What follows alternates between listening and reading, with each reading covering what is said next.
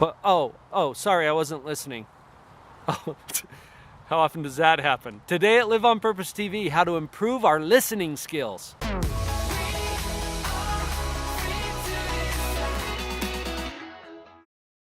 It occurred to me that in a lot of these videos, I'm suggesting that you become a better listener.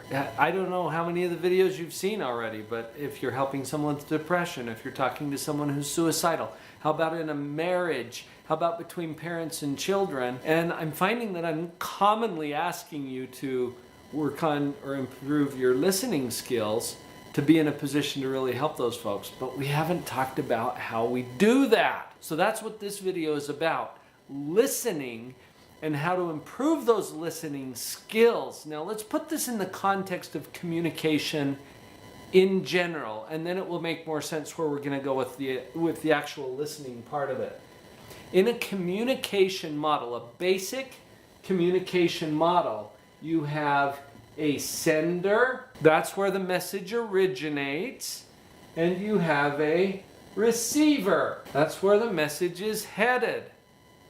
This is true in radio and television, it's true in YouTube and podcasting, it's true in a marriage, and it's true in a business. The communication goes in this direction, from the sender to the receiver. Now, let's say that the sender has message A in mind. I'll just symbolize it with the letter A. That's what they really want to communicate. That's what they want to get across to the receiver. So what needs to happen?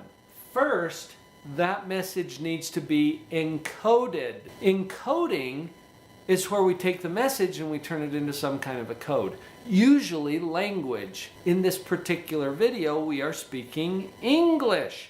English is a code, okay? And it's not the only code that we could use. Jos minä puhun teille suomeksi, te ette ymmärrä mitään. Oh, I just kicked into a different code. That one's called Finnish.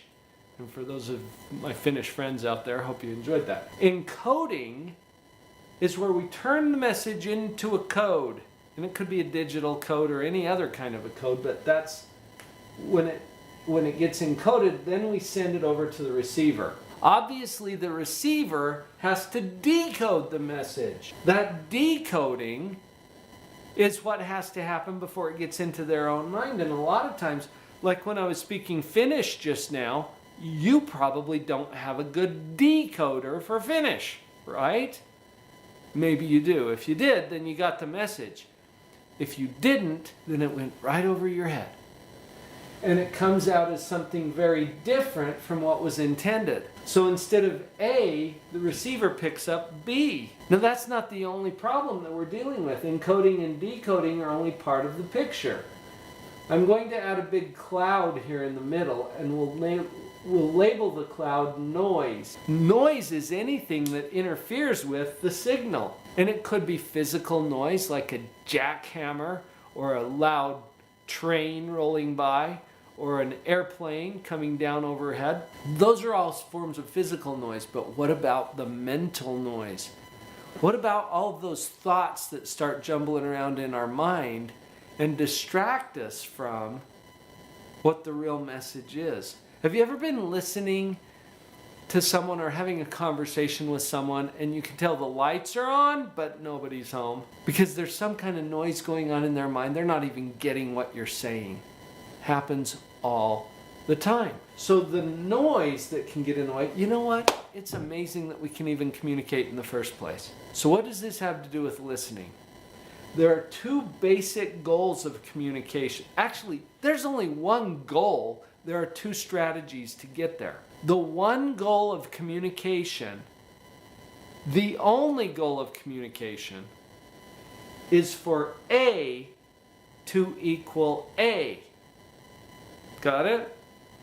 For this to be exactly the same as that. When A equals A, we have effectively communicated.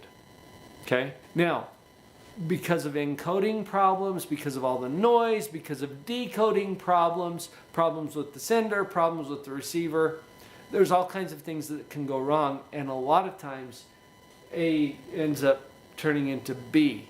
That's what we want to avoid. So the two strategies that we can apply to that one goal of A equals A. Strategy number 1, listen to understand. Listen to understand. There's 2 words here. Let's talk about both of them real quick. Listen has the same letters as the word silent. That's probably a coincidence. But it's interesting because you gotta kind of quiet the noise to do some effective listening. Now, some people are silent while they're supposedly listening, but really their mind is going somewhere else. So it has more to do with, instead of just being silent, it has to do with making a real effort to do this part of the goal, which is to understand. You want to make sure that A equals A. That's your whole goal as a listener. Make sure A equals A. Now the second goal that we're going to do is express. This has to do with the encoding. When you're a sender, express to be understood. We got 2 strategies for making the communication happen. So this is the context around which we can build our listening skills. First of all, your only goal is to understand. I don't care if you agree. When I'm doing marriage counseling, for example, people are hesitant to express understanding because they're afraid that that means they agree. No, it doesn't. It simply means that A equals A. I get it. I understand where you're coming from. See, that's what we're going for. Agreement gets in the way. Agreement has a saying, "Well, but I don't agree with it." No, we're not going there on the listening part. So you quiet the noise. Your only goal is to listen to understand. What I would suggest while you're listening is finding some ways to give indicators that you do understand. Here's what I mean. Sometimes we call this reflective listening. Reflective meaning you're holding up a mirror and saying, here's what this looks like to me. Does this look right to you? So it might sound something like, okay, so you're saying, and then you repeat back in your own words what you understood them to say. You'll know that you've met your goal if you see the lights go on. If you see them do something like this. Yeah. Yes, that's what. Yeah. Nailed it. If you get any hesitation, if you say, so what you're saying is this, and they go, well, then you didn't get it. You're not there yet. Because A obviously wasn't A. They're hesitating to give you feedback that that's what they really meant. So connect with where they're coming from. It doesn't matter what you think and feel at this point.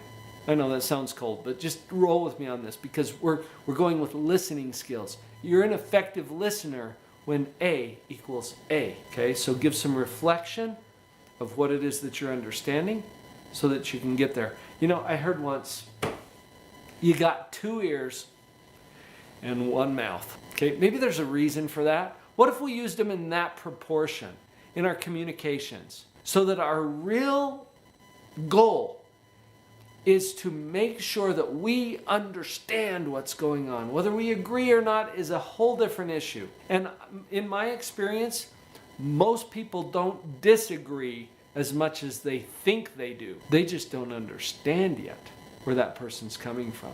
And will misinterpret and misalign whatever it is that they're saying according to a flawed understanding. Well, maybe if we really understood, we wouldn't disagree as much as we think. So give some reflective statements that allow people to see that you're understanding them. And do that at least twice as much as you try to do this one.